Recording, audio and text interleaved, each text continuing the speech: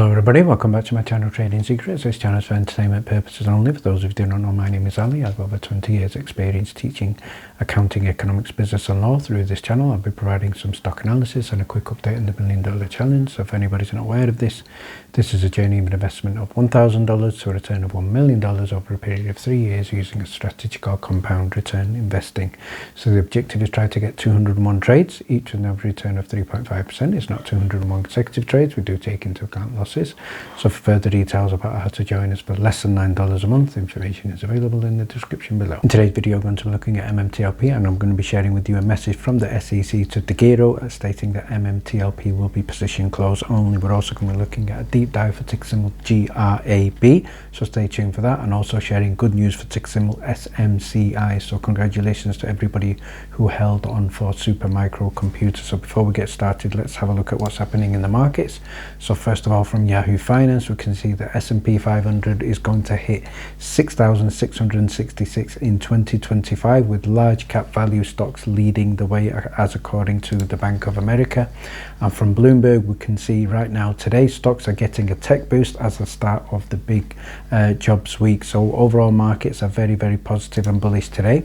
And obviously Bitcoin is big in the news right now, as well as XRP, which we're going to be looking at shortly. So shout out here to Robert Kiyosaki, who's the author of Rich Dad Poor Dad, and what he stated here is Bitcoin to crash.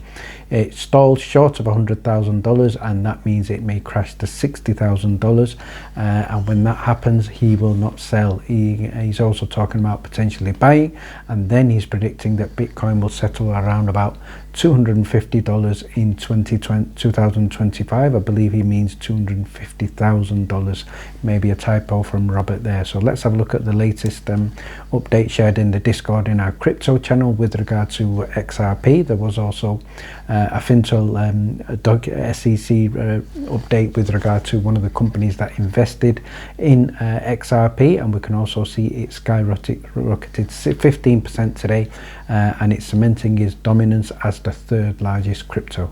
So I'm going to start by having a look at tick symbol GRAB, also known as GRAB, and let's start by having a look at company profile. So we can see here this is a company that engages in the provision of super apps in Cambodia, Indonesia, Malaysia, Myanmar, the Philippines, Singapore, Thailand and also Vietnam. It offers the Grab ecosystem and a single platform for super apps for drivers, merchant partners, consumers, and allows access to mobility, delivery, digital financial services and enterprise offerings. It's also based in Singapore, founded in 2012, trading under the Nasdaq under tick symbol GRAB. And we can see here the latest news from Seeking Alpha is that this obviously is a company that is potentially a waking giant, and with double B on Q3 earnings. So we're going to have a look at that shortly. So let's have a look at an overall profile in terms of the chart right now. So for the previous year, the stock is up very impressive 67.26%. It has pulled back from a price close to $6, so I believe it may be in the buy zone right now.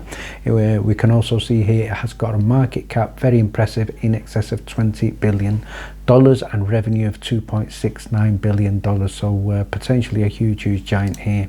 So what are you basically investing in? So basically, if you invest in Grab, you're looking at potentially a company that's got $100 million worth of cars and properties in Singapore, $292 million in cash, 40 million customers and 12,000 employees. So a huge organization with huge potential. 50% of its revenue comes from Malaysia and Singapore.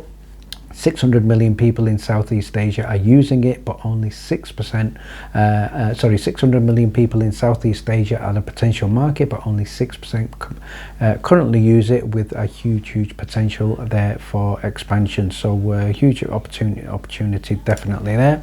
But let's now have a look at some of these interesting statistics from the Q3 unaudited financial reports. I'm going to focus on the revenue. If we look at the third quarter 2023, we're looking at $615 million, and right now we're looking at $716 million. So a huge growth of 17% year-on-year change there. And then if we have a look at a summary here, net income $26 million, up from a previous loss of $91 million. So it is now officially a profit-making company, and the earnings per share was also up from a previous loss to a positive of 0.06 0.006. So great figures there. In terms of obviously the overalls, the revenue exceeded analyst estimates by 2.3%, and the earnings per share also exceeded analyst estimates. So let's have a look at basically some of the key points. So obviously the stock is currently up over 60% on the 12 months and over 52% on the year to date, and potentially we could be looking at a breakout. And also positive news, they don't offer a dividend, but what they are looking at is buying back shares, potentially $500 million worth of shares. And then if we have a look at the outlook for 2024, looking at revenue going forward, again we can see here in terms of overall cash, $6 billion in cash. Basically means they have a positive cash flow for the year 2024, so great news there. And finally, I'm going to share with you 3 reasons to potentially look at buying Grab. So first of all, it's the leading rideshare operator in Southeast Asia, and it is growing exponentially. The super app platform offers transportation, delivery and financial services through the app. The company posted its first ever net profit in the third quarter 2024, which is the most recent, and has also raised its guidance for 2024. The stock has triggered a weekly symmetrical triangle breakout, and I think analysts are suggesting it could go as high as $8 over the previous 12 months, so certainly one to add to your watch list. I'd like to do a share a post here from Theo, who's posted, what is hilarious to him is that the SEC knew about MMTLP the morning of October the 11th 2021, and this is because they manually informed Degiro that Torchlight non-tradable would become MMTLP on the OTC as position close only. So remember, to Congress, he's also stating here that Gary Gensler stated he does not know much about MMTLP, and obviously Sam Dreddy has stated in the FOIA request it has hit my fraud team's radar.